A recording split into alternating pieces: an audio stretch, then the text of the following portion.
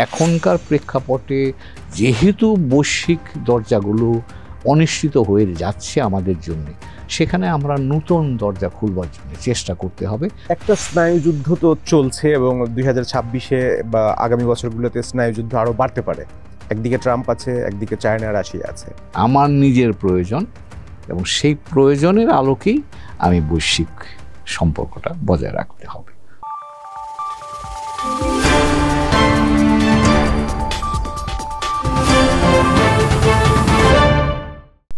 প্রিয় দর্শক, টিবিএস এর নিয়মিত আয়োজন রোড টু ইলেকশন আপনাদের স্বাগতম।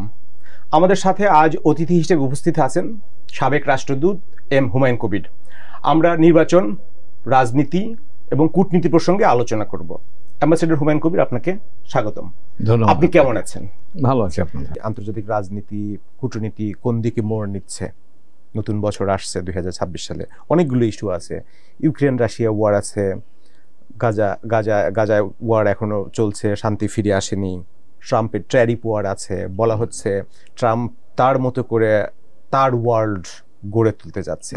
এই একটা কম্পিটিশনের সাফ আমাদের সাউথ এশিয়াতে এসেও পড়ছে, ইন্ডো প্যাসিফিক রিজন, বে অফ বেঙ্গল।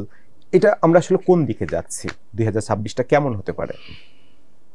আমরা একটা একটা করে যদি। কঠিন প্রশ্ন।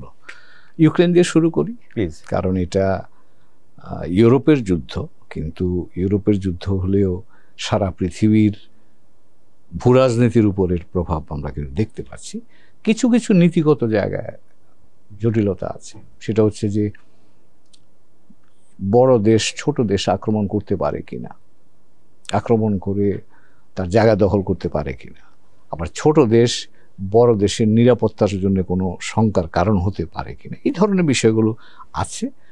এবং গত 3 দিন আগে প্রেসিডেন্ট ট্রাম্প 28 দফা একটা প্রস্তাবনা পাঠিয়েছেন ইউক্রেনের কাছে শান্তি স্থাপনের জন্য, যুদ্ধ বন্ধ করার জন্য রাশিয়া এবং ইউক্রেনের মধ্যে। এটার যেটুকু প্রকাশ পাচ্ছে এখন, সেটাতে মনে হয় যে ইউক্রেনের জন্য একটা সারেন্ডারই হবে সেটা। এবং ইউক্রেন গত পরশু যে প্রতিক্রিয়া দেখিয়েছে, এটা তারা গ্রহণ করছেন না মনে হচ্ছে, এবং ইউরোপিয়ানরাও কিন্তু সেটাকে গ্রহণ করছে না। তার কারণ হলো যে সেখানে ধরেন যে 4টা অঞ্চল রাশিয়া ইতিমধ্যেই প্রায় দখল করে ফেলেছে, এখনো পুরোপুরি দখল করতে পারেনি। ডনবাস, জাপারেচিয়া, এই অঞ্চলগুলো, ট্রাম্পের ফর্মুলা হচ্ছে ইউক্রেন এগুলি রাশিয়াকে দিয়ে দিক। ইউক্রেনেরা সেটা দিকে রাজি না। ইউরোপিয়ান ইউনিয়নও বা ইউরোপিয়ান যারা আছে তারাও রাজি না, নেটো তাতে মোটামুটি রাজি না, কিন্তু মার্কিন যুক্তরাষ্ট্র এটা চাচ্ছে। তো এখানে আমার ধারণা এক শান্তি প্রতিষ্ঠার জন্য একটা উদ্যোগ আছে, কিন্তু সেই উদ্যোগটা নিয়ে আরও বেশ বড় সড় নেগোসিয়েশনের সুযোগ আছে। আমার ধারণা আগামী কয়েক সপ্তাহ বা কয়েক মাস ধরে হয়তো এই প্রয়াসটা চালু থাকবে। এর মধ্যে যুদ্ধ যেটা চলবার তো চলছে, তো কাজেই এটা ইউক্রেনিয়ান একটা উদ্যোগ আছে শান্তির জন্য, হয়তো সে উদ্যোগ সফল হবে, কিন্তু এটা সময় লাগবে। গাজায় যদি যাই আমরা ইউক্রেনে, আমার একটা সম্পর্ক প্রশ্ন আছে। ইউক্রেন রাশিয়ান ওয়ারের সাথে আমরা সরাসরি কোনো পক্ষ না, কিন্তু আমরা তো ভিকটিম। শুরু হওয়ার পরে আমরা যে পরিমাণে আপনার ফুড গ্রেন ইম্পোর্ট করতাম রাশিয়া থেকে, ইউক্রেন থেকে, এবং আমাদের ইনফ্লেশন বেড়ে যাওয়ার কারণও কিন্তু ওয়ারটা ছিল। তাহলে এখানে যদি একটা শান্তি আসে, তাহলে এটার বেনিফিটও তো আমরা পেতে পারবো। তখন আমার অর্থনৈতিক বেনিফিটটা পাবো। অ্যাবসলিউটলি, আমি ইউক্রেন থেকে জিনিস কিনতে পারবো, রাশিয়া থেকে কিনতে পারবো। এখন তো অনেক এম্বার্গো আছে, আপনি মনে আছে কিনা, রাশিয়ান একটা শিপ এসে এখানে ঢুকতে পারেনি এই যুদ্ধ শুরু হওয়ার পরে। আমাদের রূপপুরে পেমেন্ট নিয়েও মাঝে মাঝে সেটাই বলছি, আমাদের এইসব জটিলতা থেকে আমরা হয়তো মুক্তি পেতে পারবো, এরকম একটা আশা আমরা করতে, যদি এখানে শান্তি আসে। এখন পর্যন্ত যেটা দেখা যাচ্ছে, শান্তি আসলে ইম্পোজ করা হচ্ছে। এবং ইউক্রেনের পক্ষ থেকেও কিন্তু বলা হয়েছে ইউএস বা হোয়াইট হাউস তার যে সাপোর্ট এতদিন ছিল সেটা তারা প্রত্যাহার করে নিতে পারে। তো সেই সাপোর্ট প্রত্যাহার করে নিলে রাশিয়া আরও বেশি অ্যাডভান্স হবে কিনা, এই আশঙ্কা ইউরোপিয়ানরা করছে, এবং ইউক্রেনিরাও করছে, ইউরোপিয়ানরাও করছে। তাদের ভয়টা হচ্ছে এটাই যে যদি এখন রাশিয়া, এই আক্রমণটা তো রাশিয়া করেছিল 22 সালের 24শে ফেব্রুয়ারি, তো কাজেই রাশিয়া যেহেতু আক্রমণ করেছিল, রাশিয়ার আক্রমণকে যে কোনোভাবে যদি বৈধতা দেয়া হয় তাহলে ভবিষ্যতে রাশিয়া ইউরোপের দিকে নজর দিতে পারে, এইরকম একটা আশঙ্কা ইউরোপ ব্যাপী সকলেরই আছে। এখন প্রেসিডেন্ট ট্রাম্প বা যেটা বললেন, মার্কিন যুক্তরাষ্ট্রে এইরকম একটা বাতাবরণ এখন কাজ করছে যে যে যুদ্ধ আমাদের না, সেই যুদ্ধে আমরা অহেতুক আমাদের অর্থ বা আমাদের এনার্জি আমরা কেন দেব। তো অর্থাৎ মার্কিন যুক্তরাষ্ট্র ঘরে ফিরবার একটা প্রবণতা তাদের তৈরি হচ্ছে, এবং সেটাও একটা মার্কিন যুক্তরাষ্ট্র কিন্তু আপনি যদি মার্কিন যুক্তরাষ্ট্রের ইতিহাস লক্ষ্য করেন, তাদের একটা সময় তারা বাইরের পৃথিবীর সাথে যুক্ত থেকেছে, আরেকটা সময় বাইরের পৃথিবীর থেকে বিযুক্ত থেকে তারা নিজের মতো থেকেছে। তো আমার ধারণা এই বিযুক্ত গ্রুপ এখন বেশি, ট্রাম্প নিজেও সেটাকে বিশ্বাস করে। হ্যাঁ, আমেরিকা ফার্স্ট এবং ঘরে ফিরে যাও, সেটা ব্যবসায়ী যারা আছে তাদেরকেও সেই কথাই বলছেন, অনশোর করো, কাম ব্যাক হোম, ভেতরে চলে আসো। ঘরে ফিরে যাওয়ার অংশ হিসেবেই তো ইউএসএইড এর ফান্ড কাট করেছে। হ্যাঁ, সে অনেক সেটার ইমপ্যাক্ট আমাদের উপরেও বিদেশি থেকে বের করে দিচ্ছে, এখন অনেক বিদেশি থেকে বের করে দিচ্ছে। যারা গিয়ে H-1B ভিসায় ওখানে নাগরিকত্ব পেত তাদেরকে এখন কড়াকড়ি করছে। ভিসা যারা পড়তে যাবে তাদের জন্য ভিসা কড়াকড়ি হচ্ছে। তো মার্কিন যুক্তরাষ্ট্র এটা একটা ভিন্ন চেহারা আমরা এখন দেখি, নতুন একটা দুনিয়া গড়ে উঠছে। এবং সেখানে আপনি যে বলছিলেন, আপনার দ্বিতীয় পয়েন্টটাতে আসি, মার্কিন যুক্তরাষ্ট্র কিন্তু দ্বিতীয় বিশ্বযুদ্ধের পর থেকে যেটাকে আমরা লিবারেল ইন্টারন্যাশনাল অর্ডার বলি, অর্থাৎ উন্মুক্ত একটা পৃথিবীর যে গল্প বা যে অবস্থাটা আমরা এতদিন ধরে দেখছি, সেটার ধারক বাহক এবং প্রস্তাবক কিন্তু মার্কিন যুক্তরাষ্ট্রই ছিল। কিন্তু এখন মার্কিন যুক্তরাষ্ট্র সেখান থেকে পিছু হচ্ছে বা সরে যাচ্ছে। তার অন্যতম একটা যদি সরাসরি উপাদান আমরা দেখি, প্রেসিডেন্ট ট্রাম্প গত এপ্রিল মাসের 2 তারিখে যখন উনি বললেন রেভলিউশন, মানে এটাকে তিনি ট্যারিফ টার্মোয়েলটাকে তিনি ব্যাখ্যা করলেন যে এটা একটা বিপ্লব মার্কিন যুক্তরাষ্ট্রের দিকে হচ্ছে। এর মধ্য দিয়ে কিন্তু তিনি আন্তর্জাতিক যে প্রতিষ্ঠানগুলো আছে তার প্রতি একটা শক্ত মেসেজ দিয়েছেন। আন্তর্জাতিক বাণিজ্যের প্রধান আমি বলবো যে গাইডিং ইনস্টিটিউশন হচ্ছে WTO, তিনি ওকে সরিয়ে দিয়েছেন। এবং এই যে গত কদিন আগে তিনি ঘুরে গেলেন এখান থেকে এপেক কনফারেন্স থেকে, ওখানে কিন্তু কোনো WTO রেফারেন্স পর্যন্ত রাখা হয়নি। তার অর্থ হচ্ছে যে মার্কিন যুক্তরাষ্ট্র এখন মনে করছে বা মার্কিন প্রশাসন মনে করছে WTO এটা ব্যাপার না, আমরা এখন ডিসাইড করছি বৈশ্বিক ব্যবসা বাণিজ্য কীভাবে চলবে, সেটা আমার সাথে বসে তুমি আলোচনা করো। সেটা বাংলাদেশ করো, ভারত করো, ইউরোপিয়ান ইউনিয়ন করো, চীন করো, UK করো, আমার সাথে সরাসরি করো। তাহলে WTO তো এক পর্যায়ে যদি ডিসফাংশনাল হয়ে যায় বা হয়ে পড়ছে, তো নিয়ম কানুন যে এনফোর্স করতো, নিয়ম কানুন বদলে যাচ্ছে। তাহলে আমরা যারা ছোট ইকোনমি আছি, ছোট দেশ আছি, ডেভেলপিং কান্ট্রি, তাদের জন্য তো আসলে গুড নিউজ না। বটেই না। শুধু আমরা কেন, ভারতের মতো দেশের জন্য, ভারতের অর্থনীতি তো বড় অর্থনীতি মোটামুটি, তার জন্য এরকম অনেকগুলো তাহলে এরকম সিচুয়েশনে বলা হচ্ছে রিজিওনাল ব্লকগুলোকে অনেক বেশি স্ট্রং করা। তাহলে আমাদের এখানে যে রিজিওনাল ব্লক আছে, আবার সেই প্রতিবেশীর সাথে সুসম্পর্কের আলোচনায় আসতে হয়। প্রতিবেশী কি ছাড়া আপনি বাইরের কোনো রিজিওনাল ব্লকে গিয়ে তো আপনি সুবিধা করতে পারবেন, আমরা সেই সুযোগও থাকছে না। তো কাজেই আমরা, এবং সেই কারণেই আমার ধারণা সেই উপলব্ধি থেকেই এই ইন্টারিম গভর্নমেন্ট একটা ভালো কাজ করছে, আমি এটাকে সমর্থন করি। সেটা হচ্ছে আমরা কি করে ASEAN-এর সাথে আমাদের সংযুক্ততা বাড়াতে পারি। সদস্যপদের কথা আমরা বলছি, সদস্যপদের বিষয়টা অনেক লম্বা দৌড়, কিন্তু আমরা স্ট্র্যাটেজিক বা ডায়ালগ পার্টনার হতে পারি। তো কাজে এখানে আমার জন্য একটা বড় ওপেনিং হবে, কারণ ASEAN কিন্তু ভারতের অর্থনীতির চাইতে বড়, $4.5 ট্রিলিয়ন ইকোনমি। তো কাজে এটা একটা বড় সুযোগ আমার জন্য, কাজে আমি এর সাথে যুক্ত হচ্ছি। গত পরশু পত্রিকায় দেখলাম আমরা এখন RCEP-এর সাথে যুক্ত হওয়ার জন্য চেষ্টা করছি। সেটা হলে আরও বড় হবে, 15টা দেশের 28 থেকে 30 ট্রিলিয়ন অর্থনীতি, বিরাট। সেটা 15টা দেশ, আর 10টা ASEAN দেশ, তারপর New Zealand, Australia, Japan, China, south Korea. So কাজে এটা একটা বিরাট অর্থনৈতিক জোটের সাথে আমরা যুক্ত হতে পারবো। তো কাজেই এখনকার প্রেক্ষাপটে যেহেতু বৈশ্বিক দরজাগুলো অনিশ্চিত হয়ে যাচ্ছে আমাদের জন্যে, সেখানে আমরা নতুন দরজা খুলবার জন্য চেষ্টা করতে হবে। আমার ধারণা এই সরকার উদ্যোগ শুরু করেছে, আগামী সরকারকে এই উদ্যোগগুলো চালু রাখতে হবে এবং যেখানে সম্ভব সমৃদ্ধ করতে হবে। আরও 2টা আমাদের রিজিওনাল অর্গানাইজেশন আছে, সার্ক এবং বিমস্টেক। তো এই দুইটাকে ফাংশনাল করতে পারলেও তো এই যে একটা টার্বুলেন্ট সিচুয়েশন, এখান থেকে আমাদের রিলিফ আসতো। সার্ক ইন্ডিয়া পাকিস্তানের বৈরিতার কারণে ডিসফাংশনাল, বিমস্টেক কেন ডিসফাংশনাল? স্পিরিটের দিক থেকে ওই একই কারণে, সেটা হচ্ছে যে এখানে ভারত এবং থাইল্যান্ডের মধ্যে টেনশন আছে। পাকিস্তানকে যেহেতু এর বাইরে রাখা হয়েছে, সেখানে একটা প্রচ্ছন্নভাবে পাকিস্তানেরও ভূমিকা থাকতে পারে। তো কাজেই সার্ক যে কারণে অকার্যকর হয়েছে, বিমস্টেকের উপরও সেই ধরনের। আবার বলা হচ্ছিল সার্ক অকার্যকর হওয়ার পরেই বিমস্টেকের উপরে ফোকাস নেওয়া হচ্ছিল, যে ভারত সেটা চেষ্টা করছিল, ভারত সেই দিকে মনোযোগ দিয়েছিল, কিন্তু তাতে করে যে খুব লাভ হয়েছে তা না। কারণ ধরেন বিমস্টেক, সার্কের বিরুদ্ধে একটা অভিযোগ করা হতো যে সার্ক কিছুই করেনি, মানে মানুষের কাছে দৃশ্যমান কোনো প্রকল্প নিয়ে তারা আসতে পারেনি।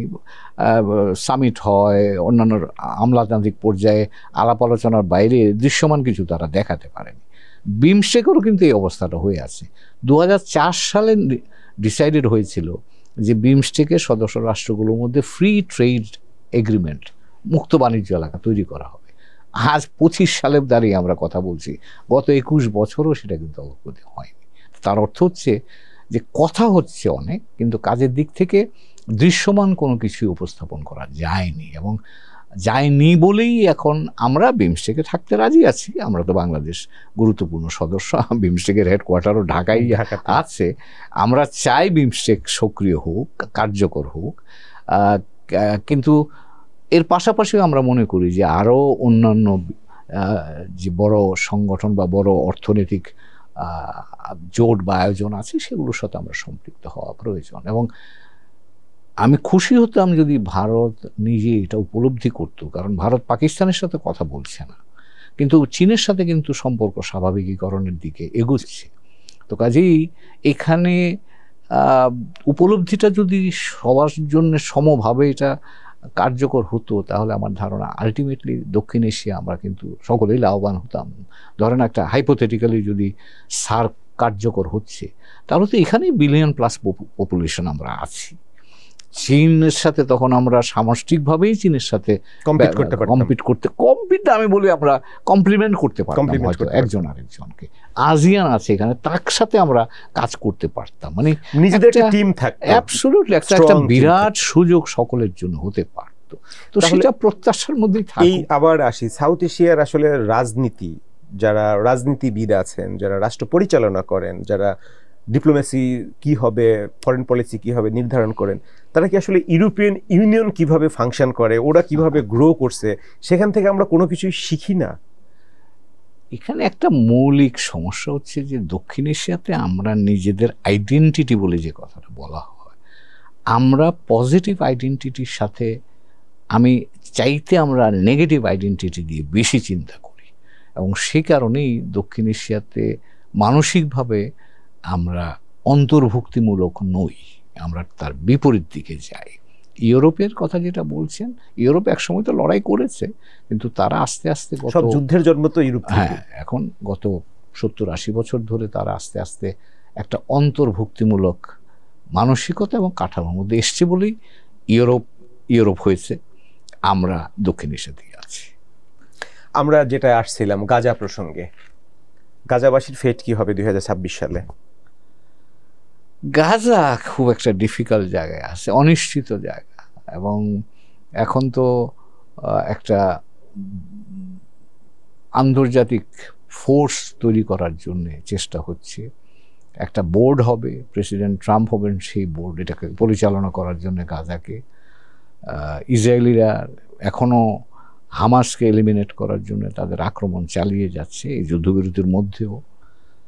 তো গাজার জন্য খুব ভালো খবর সামনে তো দেখছি না, এবং শুধু গাজা না, আপনি যদি লক্ষ্য করেন পশ্চিম তীরেও কিন্তু ইসরায়েলি যারা ওখানে লোকজন, যেগুলো বলা যায় যেগুলি বাইরে থেকে গিয়ে ওখানে সেটেলার্স যারা, তারা কিন্তু পশ্চিম তীরে প্রায় প্রতিদিনই আক্রমণ করছে। তো এখন আরব দেশগুলো, সৌদি আরবের ক্রাউন প্রিন্স ঘুরে আসলেন ওয়াশিংটন থেকে, প্রেসিডেন্ট ট্রাম্পের সাথে আলাপ আলোচনা হয়েছে। এখন এই আরব দেশগুলো কি ভূমিকা নেয় তার উপরে নির্ভর করবে প্যালেস্টাইনিদের ভাগ্য। তারা তো বলছে তারা একটা ভায়াবল প্যালেস্টাইনি রাষ্ট্র প্রতিষ্ঠার কাজে অগ্রগতি দেখতে চায়। এখন সেটা মুখে বলছে, কার্যক্ষেত্রে যদি সেটা প্রমাণ করতে পারে তবেই। সাউথ এশিয়ার রাজনীতি কূটনীতিতে যেমন প্রবলেম আছে, মিডল ইস্টেও তো এই ধরনের প্রবলেম বিরাজ করে, যে কারণে মিডল ইস্টের কান্ট্রিগুলো কালেকটিভলি ইউনাইটেডলি কোনো পদক্ষেপ কি তারা নিতে পেরেছে গাজা ওয়ার শুরু হওয়ার পর থেকে? না, পারেনি। তবে যেটা আছে, আরব লীগ আছে, ওগুলো তো আনুষ্ঠানিক মানে লীগ বলা চলে আর কি, এর বাইরে তো আর কোনো আমাদের বাস্তব অর্থে তারা কোনো কাজ করতে পারেনি। তবে যে ওয়াশিংটনে যেই মিটিংয়ের উপর ভিত্তি করে জাতিসংঘ সাধারণ পরিষদের পাশাপাশি সময়তে ওয়াশিংটনে আরব দেশগুলোর সাথে প্রেসিডেন্ট ট্রাম্পের মিটিংয়ের পরেই তো এই গাজা সিজফায়ার এগ্রিমেন্টটা আসলো। এখন আমি জানি না যে যদি আরব দেশগুলো সক্রিয় ভূমিকা পালন করে তাহলে প্যালেস্টাইনিদের জন্য ইতিবাচক সুযোগ আছে। যদি তারা না করে তাহলে আমার ধারণা গাজা নিয়ে খুব বেশি কিছু হবে না। শেষ পর্যন্ত এটা একটা ইন্টারন্যাশনাল আপনি অ্যাডমিনিস্ট্রেশন আওতায় থাকবে। পশ্চিম তীরেও যে কোনো ভায়াবল স্টেট হওয়ার মতো সুযোগ আছে সেটাও না। প্যালেস্টাইন অথরিটি আছে, কিন্তু যেভাবে সেটেলাররা এখন বা ইসরায়েল যে অ্যাগ্রেশনে আছে সে অ্যাগ্রেশনের সামনে কিন্তু তারাও যে খুব ভালো কিছু দেখতে পাবে সেটা আমার কাছে মনে হয় না। এটা খুব দুর্ভাগ্যজনক, কিন্তু আমি বাস্তবতার কথাটাই বললাম। আমাদের অঞ্চলে আবার ফিরে আসি আমরা একটু। ইন্ডো প্যাসিফিক রিজন নিয়ে একটা কম্পিটিশন আছে। ইউএস এর এখানে ইনফ্লুয়েন্স কতটা থাকবে, চায়না আছে, এই টানাপোড়েনের ভিতরেই তো বাংলাদেশও আছে। বাংলাদেশ আছে, সামনে বাংলাদেশের নির্বাচন। তো এই নির্বাচন আমরা যেটা আলোচনা করে আসলাম, ইন্ডিয়ার সাথে সম্পর্ক, শেখ হাসিনা এখনো ইন্ডিয়াতে বসবাস করছে, সার্বিক টানাপোড়েনের ভিতরে বাংলাদেশের আগামী নির্বাচনের উপরে কোনো প্রভাব পড়বে কিনা? আমার মনে হয় না। কারণ ধরেন এই আপনি ইন্দো প্যাসিফিক অঞ্চলে যদি ধরেন, যদিও অনেকে বলছেন ট্রাম্প প্রশাসন এটার ব্যাপারে খুব আগ্রহী নয় এখন। আমি ধরে নিলাম যদি আগ্রহী আছে, তাহলেও যেটা হবে, কারা একটা আছে এখানে, মার্কিন যুক্তরাষ্ট্র, ইউরোপিয়ান ইউনিয়ন, চীন, সাউথ কোরিয়া, জাপান, এরা সকলেই বাংলাদেশে একটা গণতান্ত্রিক উত্তরণ দেখতে চায়। সকলেই, সেটা চীন থেকে শুরু করে মার্কিন যুক্তরাষ্ট্র পর্যন্ত সকলেই একটা গণতান্ত্রিক উত্তরণ দেখতে চায়, বাংলাদেশটাকে স্থিতিশীল একটা দেশ হিসাবে দেখতে চায়। তো কাজেই সেই জায়গায় আমার ধারণা ইন্ডো প্যাসিফিক যে টেনশন আছে বড়দের মধ্যে, সেই টেনশনটা আমাদের এখানে এটার ইনফ্লুয়েন্স খুব একটা হওয়ার নাই। বরঞ্চ সকলেই যেহেতু ইতিবাচকভাবে আমাদের এই প্রক্রিয়াটার প্রতি দৃষ্টি দিয়ে রেখেছে, সেখানে আমরা এটাকে ইতিবাচকভাবে কাজে লাগাবার সুযোগ আছে। যেমন ইউরোপিয়ান ইউনিয়নের অ্যাম্বাসেডর বলছে, উই আর ইনভেস্টিং ইন বাংলাদেশের ডেমোক্রেসিতে ইনভেস্ট করছি, এবং আগামী নির্বাচনে আমরা সর্ববৃহৎ অবজারভার টিম পাঠাবো। তার মানে ডক্টর ইউনূসের সরকারের সময় নেতৃত্ব গ্লোবালি বড় একটা ফোকাস বাংলাদেশের উপরে থাকছে। তাহলে আপনি যেটা বলছিলেন, যদি এই ইলেকশনটা ভালো হয়, ক্রেডিবল হয়, ভালো একটা গভর্নমেন্ট আসে, তাহলে আমাদের জন্য সামনে সুযোগের দরজা খুলবে।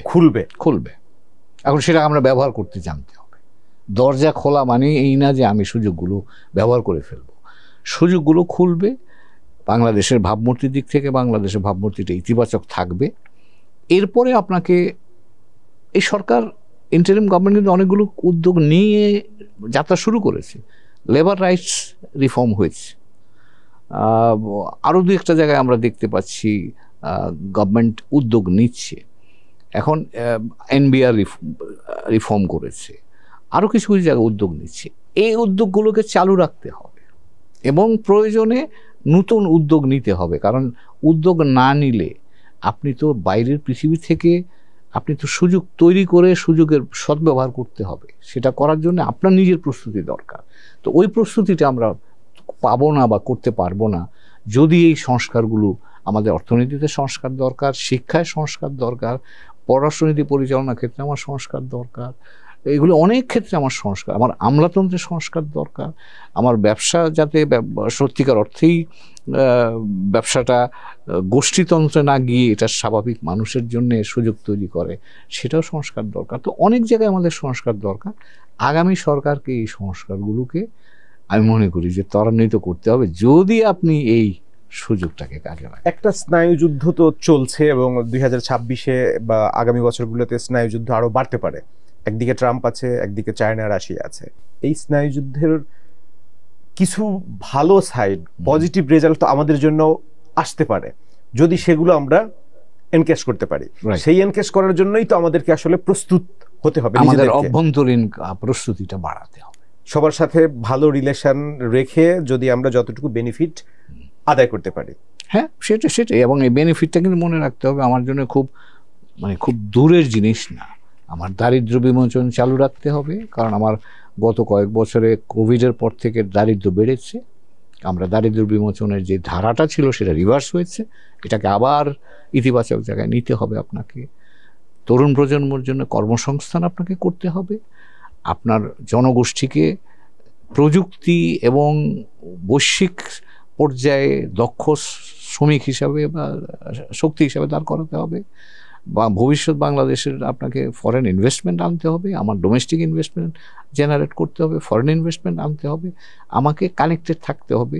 বিকজ আমার energy security, climate security plus আমার নিরাপত্তা, যদি বলেন সাধারণ নিরাপত্তা, এই সমস্তগুলোকে এনশিওর করতে গেলে কিন্তু আমি এজেন্ডাটা তো পরিষ্কার, এগুলো আমার নিজের প্রয়োজন, এবং সেই প্রয়োজনের আলোকেই আমি বৈশ্বিক সম্পর্কটা বজায় রাখতে হবে।